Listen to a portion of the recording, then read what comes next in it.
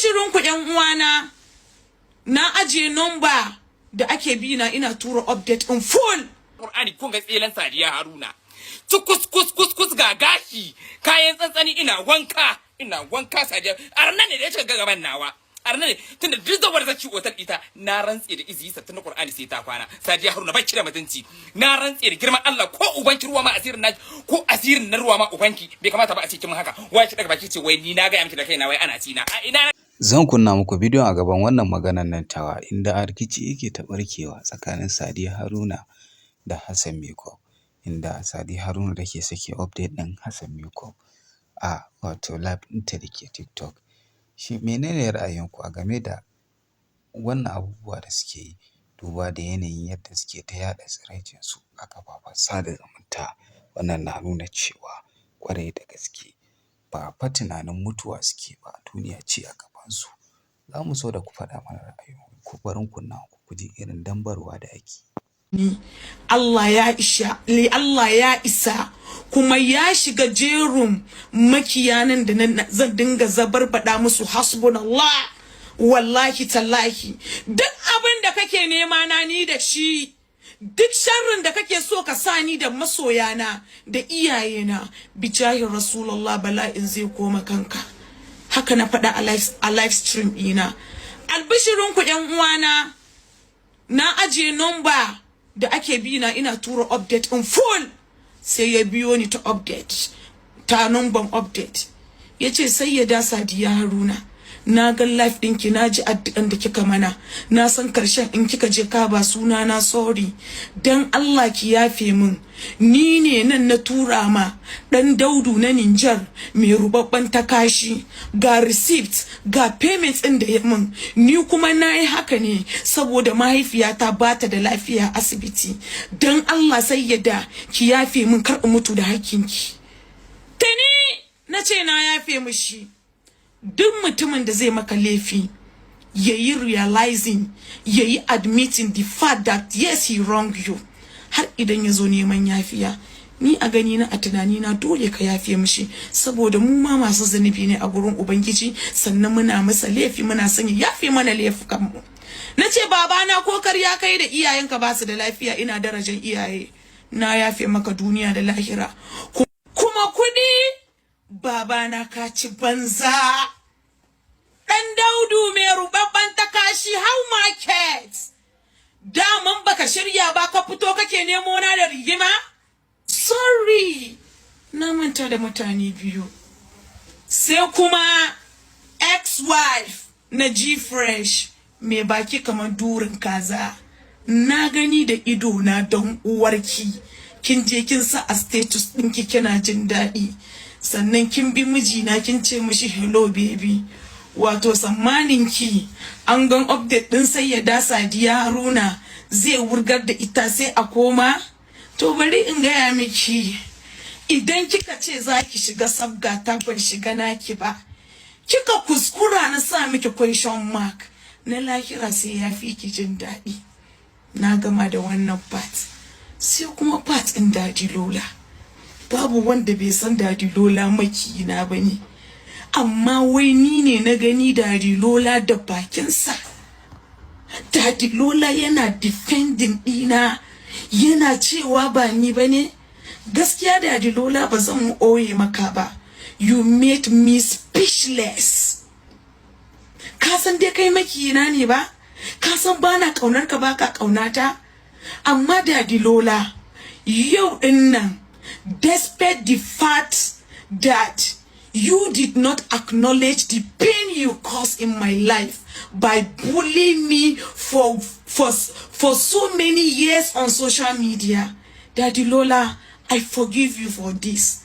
I forgive you not because in you unblocking ɗin ka yi mu'amala da kai. I forgive you not because mu ci gaba da mu'amala a zahiri. I forgive you not because in you unblocking ɗin ka a WhatsApp. Ina mai tabbatar maka da cewa yau ko ka mutu Daddy Lola, Allah ba zai mana hisabi ba. Na yafe maka duniya da lahira Daddy Lola, da abin da kai min, da wanda na sani, da wanda ban sani ba.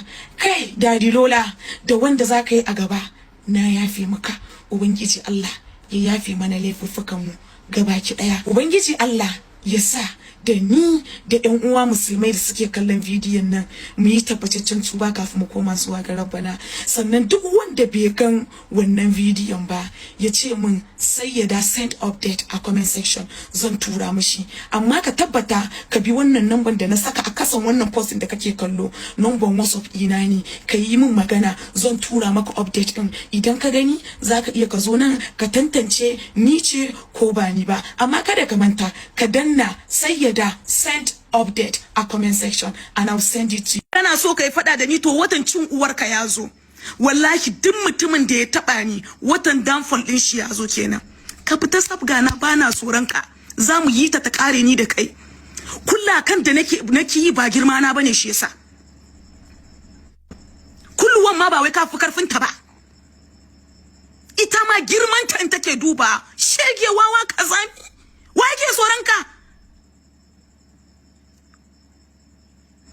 Wake tsoronka? Ka turo Samma ta ba hakuri na ce ba zan hakura ba. Ka turo Hajiya Nana ta ba hakuri na ce ba zan hakura ba. Kuma ni bana faɗa da kai amma kowa ya mu'amalansa. Me yasa ba za ka yi mu'amalanka ba ka fita haka kana? Kowa zai mun shaida ba. Ina shiga sabganka. Yau kai ne wancan haba yace kai ne wancan abincin. Shege macuci. Mutane suna ta tura maka kuɗin magani kana blocking din su. Shekara ta 8 ina business ka taba ji mutumin da yace na dan fare shi? Shege wawa, kazami dan luwadi. Zan ci uwarka kuma in ka fasa rage min kai dan zina ne. Wa yake tsoronka?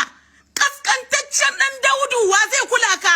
Kaskancin ka ake gani da wanda ya kai ake kula ake yi da su. Kai kazami ne ka gane yanzu kiran da zan ji da kula kan nan da ne Allah ne kaɗai ya sani. Ina ruwanka da ni ka fita sabga na mana shege dan buro uba. Lokacin da ina shiri da kai da aka kalla zalmalulun me bakin zalmalulu dan uwarka ba kai ka kana fitowa kana zagin shi ba a kyauta mun ba. Shege kaskar rabaji. Shege tabbas biki ƙarya ba. Tabbas na shi kana sadiya haru na tabbakan gabana kin gabana. Tabbas kin gani. Kin ga gabana ke kuma kin dinci kamar haka. Na rantsi da iziyi sattin da Qur'ani kun ga tselan Sadiya Haruna. Kus ga gashi kayan tsantsani ina wanka Sadiya. Arnan ne da ya shiga gaban nawa. Arne tunda duk zawar zaci otal ita na rantsi da izi sattin na Qur'ani sai ta kwana. Sadiya Haruna baki da mutunci.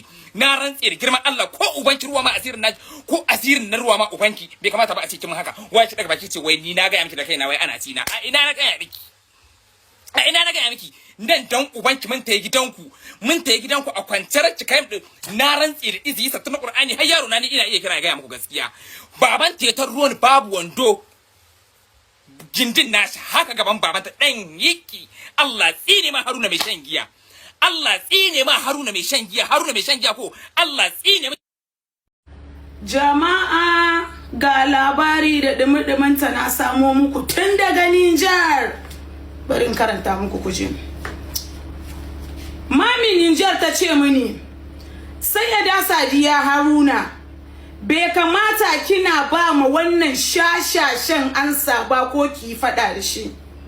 Ki bari mu je har gida saboda na san inda yake. Wallahi za mu zane shi da bulala sannan mu miki video mu turo miki. Saboda wallahi azim yanda kika kalla yana zagin iyayen mutane a social media.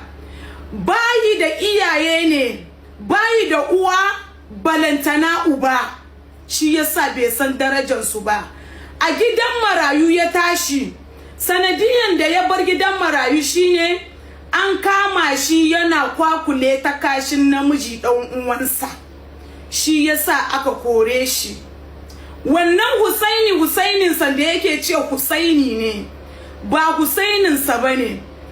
Maci ta kashin sa ne saboda shi ba ɗan biyu bane. Sannan ki ce masa idan yana da uwa da uba yayi postin din su, wallahi Sadiya bayi da su. Haka abin yake. Daman no father and mother. No wonder baka san darajar iyayen mutane ba. Daga ka fara fada da mutum ka fara tsinin mata shine nace dan Allah gwamma ku yi aure ku daina barin kuna haifo mana shegu. Ku kun dai gandi yanzu jaraba da aka haifo mana, hasali ma ba mu san yanzu waye ne iyayensa ba. No wanda baka san darajar iyaye ba. Ko san da ina tare da kai ina baka shawara in ce zagin iyayen nan ba shi da kyau, ga sharri.